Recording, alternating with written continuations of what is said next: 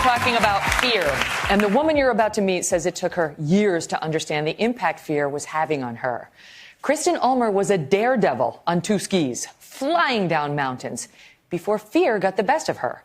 And now she's helping other people understand that you cannot conquer fear, you can only embrace fear. We're going to meet her in a moment, but first, watch this. I wasn't meant to be a professional athlete, and yet here I am. Former professional skier Kristen Ulmer says it wasn't until her teenage years that she knew skiing was for her. I took up skiing in 2nd grade just because I could get out of school early on Wednesdays.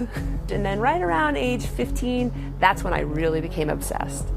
Ulmer was a member of the 1991 U.S. women's ski team, competing in moguls. And she was considered the best woman big mountain skier in the world, an honor she held for 12 years. I wanted to be the best, period. Like, I didn't see myself as a woman. I wanted to kick the men's butts.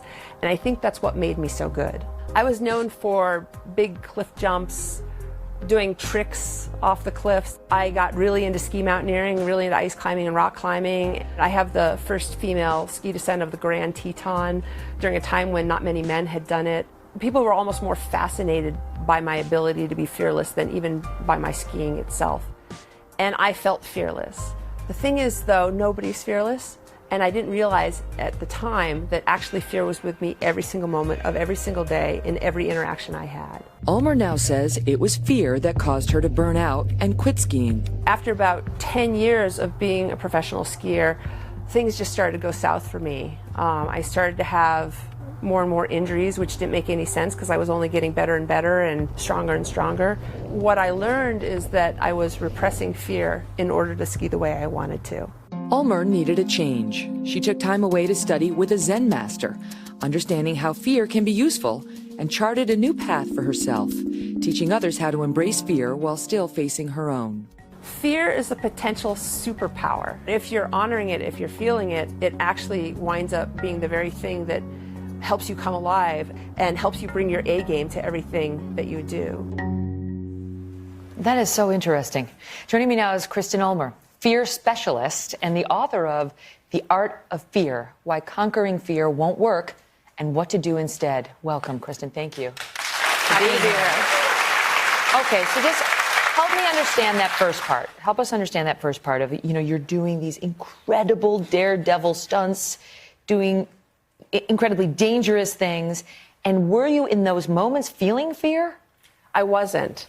I was doing what most people do, which I was really good at blocking fear out, conquering it, overcoming it, shoving it down. All of that, which is what most of us have learned how to do. I was just really exceptional at it. Isn't that what you have to do to get through something like that? I've found out that no, that's not what you have to do. And I was doing some things right by fear, and I was doing some things wrong by fear. And the things that I was doing wrong by fear is what I've just been studying for the last 30 years, basically. So you're saying if you shove it down, if you shove it down inside of you and just go out and do the daredevil stuff, it's coming back. Oh, yeah. Like most emotions. Like Right. Fear is just like the other emotions, where if you shove it down and you don't deal with it, it's going to come back to haunt you.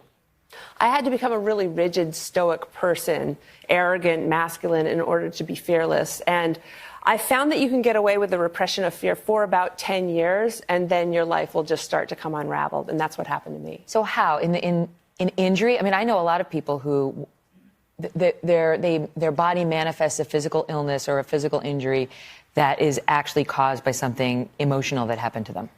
Well, take injury, for example. What do we know about rigid trees in a heavy wind? They break. So I started to break, and my repression of fear was actually causing me more and more injuries. I became really burnt out towards the end of my ski career. It's because I was spending so much time not dealing with my fear that I was just exhausted all the time.